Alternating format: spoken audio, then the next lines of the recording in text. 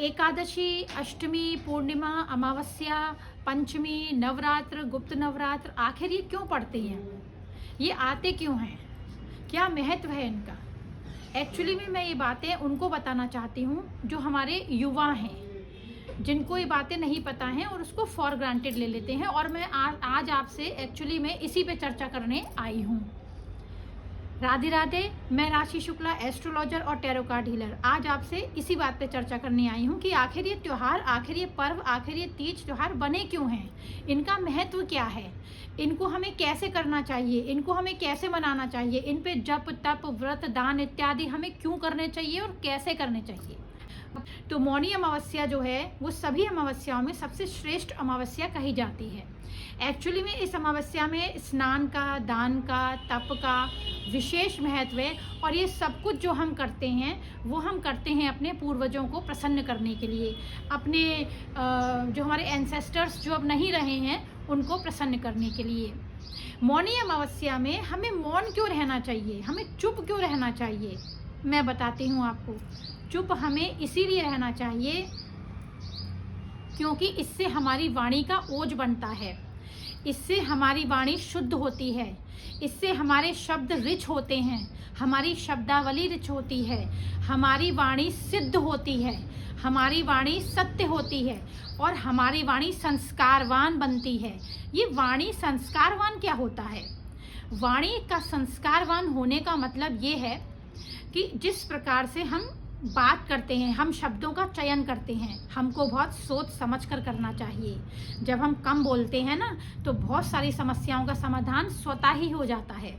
उसके लिए हमें कुछ नहीं करना पड़ता, क्योंकि हमें चुप रहने की आदत होनी चाहिए। हमें शब्दों का इस्तेमाल बहुत सोच समझ कर करना चाहिए। हमें शब्दों का इस्तेमाल करने से पहले सोचना चाहिए कि हम जिसके लिए बात कर रहे हैं या जिसके लिए हम इन शब्दों का इस्तेमाल कर रहे हैं, आखिर उससे हमारी रिश्तेदारी क्या है, हमारा क्या संबंध है, वो छोटा है कि बड़ा है, आगे जाके इसके क्या गंभीर परिणाम हो सकते हैं। हमें इस सब के बारे में जानकारी कब होती है? जब हम मौन रहते हैं। हमें कुछ समय मौन रहना चाहिए। अब मौनी अमावस्या को क्यों मौन रहना चाहिए? क्योंकि मौनी अमावस्या वाले दिन हमारे सौर मंडल में जो ग्रह नक्षत्र होते हैं कुछ इस तरीके से अवस्थित होते हैं कि उसका परिणाम हमें 100 गुना होकर मिलता है।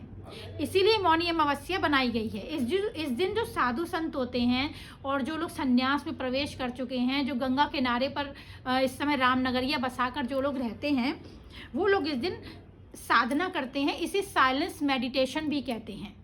चुप होकर साधना करना, बिल्कुल बात ना करना। आप इस दिन क्या कर सकते हैं? आप इस दिन 1 घंटा या आधा घंटा प्रण करके मौन रख सकते हैं। आपको बात नहीं करनी है, आपको साधना करनी है, आपको अपने अंदर जाना है और अंदर जाके अपने देखना है, झांकना है, अपने आप को समझने की कोशिश करना है, आत्मविश्लेषण करना है, आपको प्रभु का नाम लेना है। एक्चुअली ये दिन ब्रह्मा विष्णु महेश तीनों को ही समर्पित होता है। ये दिन तीनों के लिए महत्वपूर्ण होता है।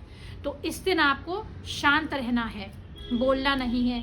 और जब आपको बोलना शुरू करना है तो फिर क्या करना है? आपको बोलना जब आप शुरू करेंगे तो एकदम से बोलना नहीं शुरू कर देंगे, नहीं नहीं, उससे पहले आपको कुछ सगुण मंत्र हैं हमारे यहाँ, जैसे ओम ओम ओम का उच्चारण करिए।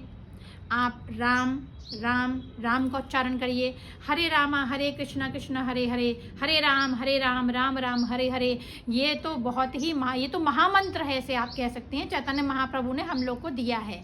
आप इसका उच्चारण करें, इससे आपका एयर एलिमेंट बहुत अच्छा होता है। और उसके बाद आप बात करनी प्रारंभ करें। देखिए, ऐसा होता है कि हम इस पृथ्वी पर क्यों आए हैं? हम इस पृथ्वी पर आए हैं अपने कर्मों को भोगने। जो हमारे संचित कर्म हैं उसमें से थोड़े से कर्म हमारे अकाउंट में डाले जाते हैं, कार्मिक अकाउंट पे, और हमें पृथ्वी पर भेज दिया जाता है। हमें हमारे कर्मों के अनुसार ही परिवार मिलता है, हमारा स्टेटस मिलता है, हमें धन मिलता है, हमें बच्चे मिलते हैं, हमें पति पत्नी मिलते हैं। हमको सब कर्मों के कारण ही मिलते हैं। हमें ये चयन करने की सुविधा होती है कि हम किसके गर्भ में जाएं और किसको अपना माता पिता बनाएं, है ना।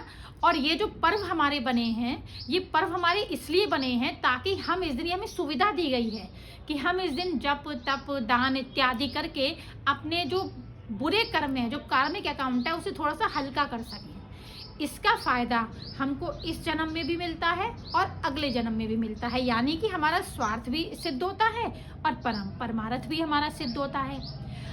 अब इस दिन स्नान का क्या महत्व है? मौनी अमावस्या को, मौनी अमावस्या को गंगा जी में स्नान का विशेष महत्व है। इस दिन नदियों में विशेष तौर पे स्नान किया जाता है और अपने पितरों का पिंडदान भी किया जाता है और पितरों को जो है तर्पण भी दिया जाता है। जब हम पितरों को तर्पण देते हैं तो हम इस तरीके से अपनी अंजलि में जल लेके उसमें तिल डाल के और इस तरीके से हम तर्पण देते हैं और उसके बाद हम सूर्य भगवान को अर्घ्य देते हैं।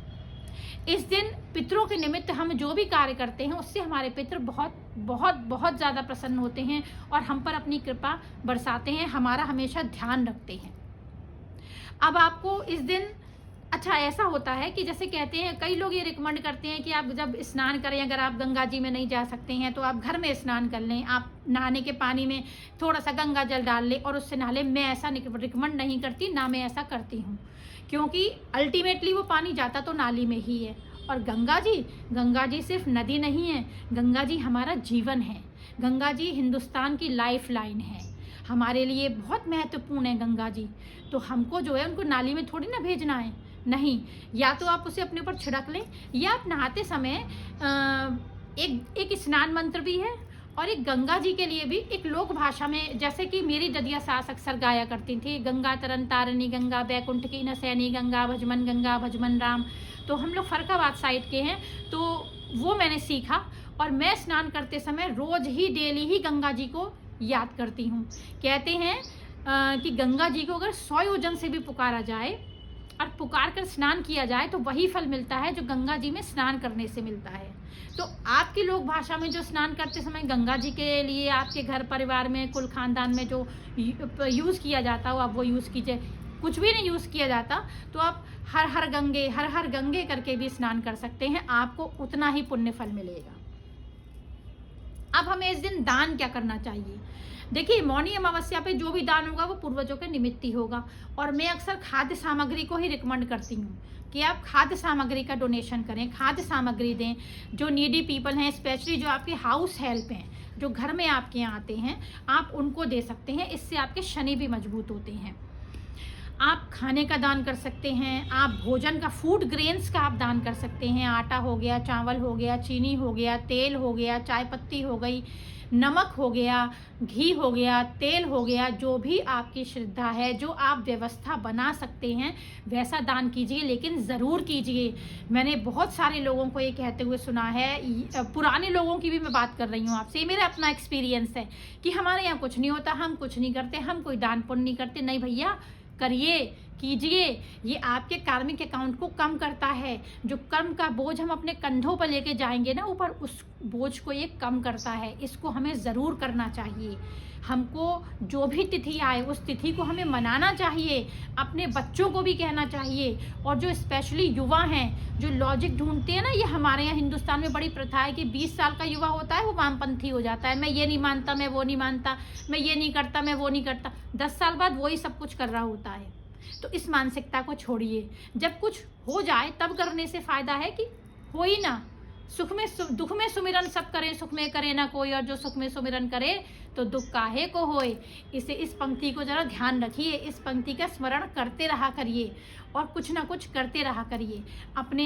आप इस दिन पादुका दान कर सकते हैं, आप इस दिन छाता दान कर सकते हैं, आप इस दिन भोजन दान कर सकते हैं, आप कहीं पर किसी मंदिर में आप भंडारा भी करा सकते हैं। अगर आपकी अच्छी व्यवस्था है तो आप कुछ पैकेट्स बनवा लीजिए पूरी सब्जी के, वो वितरण कर दीजिए। ये आपके पूर्वजों के निमित्त ही सब कुछ होता है। इस दिन श्राद्ध भी कर सकते हैं। अच्छा, एक बात मैं आपको और बताती हूँ कि इस दिन हम जिनके घर में पितृदोष है वो इस दिन अपने घर में पितृदोष के निमित्त पूजा भी करा सकते हैं।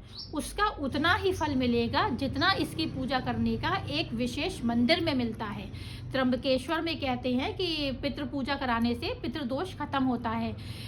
लेकिन इस दिन यानी मौनी अमावस्या वाले दिन भी पितृ पूजा अपने घर में कराने से पितृदोष का जो असर होता है वो खत्म हो जाता है, पितृदोष आपके यहाँ समाप्त हो जाता है। ये इतनी बड़ी अमावस्या है। समझ रहे हैं आप मेरी बात? आप इस दिन ये भी करवा सकते हैं अपने यहाँ। तो मैं पहले इसीलिए आपको बता दे रही हूँ ताकि आप अपनी व्यवस्था बना लें अपने पंडित जी से, जो अभी आपके लोकल पंडित जी हों उनसे आप बात करके अपनी ये व्यवस्था बना लें। और अगर आपके यहाँ पितृदोष है तो आप उसकी भी पूजा इस दिन करा सकते हैं। इस दिन आप पिंड दान भी कर सकते हैं। ये दिन बहुत महत्वपूर्ण है। अच्छा, अब आपको शाम के समय क्या करना है? शाम के समय आपको अपने घर में दिया लेना है, मिट्टी का दिया, और उसमें तिल का तेल डालना है।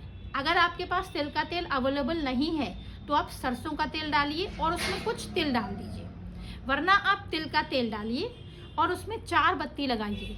4 बत्ती का चौमुखा दीपक बनता है और इस दीपक को प्रज्वलित कीजिए। और इसको आपको कहाँ रखना है? अपने घर के साउथ डायरेक्शन में इस दीपक को आपको रखना है, जो कि आपके पूर्वजों के निमित्त ये दीपक होगा। और प्रणाम करना है और अपने पूर्वजों का स्मरण करते हुए आ जाना है। इससे क्या होता है, ऐसा कहते हैं, पुराणों में ऐसा कहा गया है कि ऐसा करने से जो हमारे पूर्वज जो अपने लोक को जाते हैं तो उनको प्रकाश मिलता है, उनको प्रकाश का अनुभव होता है, उनके रास्ते में प्रकाश फैलता है ऐसा दीपक जलाने से। और वैसे भी संध्या करने से, जो हम संध्या करते हैं और संध्या के समय जो हम तुलसा जी के नीचे दीपक जलाते हैं, तुलसा जी के निमित्त हम जो दीपदान करते हैं, उस दीपदान का भी कहीं ना कहीं यही महत्व है, यही कारण है।